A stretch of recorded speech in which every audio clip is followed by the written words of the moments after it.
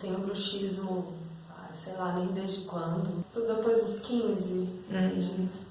O marido que fala, né, que segura o meu queixo, que eu não acordo.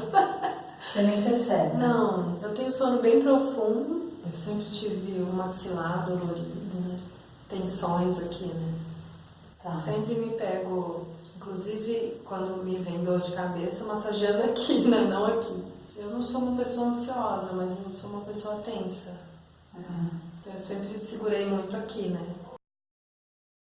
Durante o curso, alguns dias, a maioria eu fiz dias seguidos. Pulei um ou outro dia. Mas eu tenho tentado fazer diariamente, mesmo fora desse horário, né? De ser antes de dormir. Então, quando eu vou pra academia, eu faço. Quando eu tô ali, às vezes eu tô lendo. Tento encaixar em alguns momentos de trabalho também.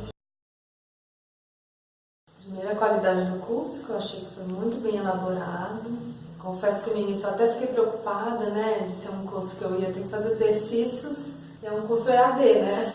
Mas eu achei que as demonstrações foram muito bem feitas. O fato de ter a possibilidade da gente ir reproduzindo, né? Observando os vídeos. E depois ter o momento do faça comigo, que aí permitiu que a gente tentasse fazer mesmo de forma mais relaxada. Achei bem legal. Uma coisa que você fala lá da musculatura da garganta, né? Nos últimos 3 anos, todos os anos eu tive laringite e fiquei afônica. Esse ano eu não tive, né? E era geralmente nesse período de inverno. Relaxou, distensionou. Eu não tô tendo mais as irradiações da dor no braço. Depois que eu fiz o curso, eu não tive mais. Achei curioso, porque eu sempre tive a percepção de que eu tinha um bom sono, porque meu sono sempre foi muito profundo, né? Mas eu percebo que também melhorou a qualidade do sono, porque eu tinha dificuldade de começar a dormir. Mesmo estando muito cansado, o sono demora a vir.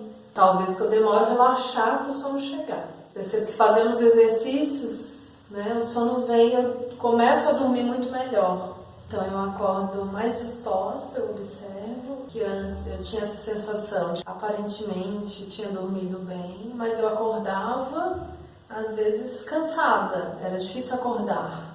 Então hoje eu percebo que eu acordo mais disposta, então isso eu acho que é um indicativo de que melhorou a qualidade do meu sono.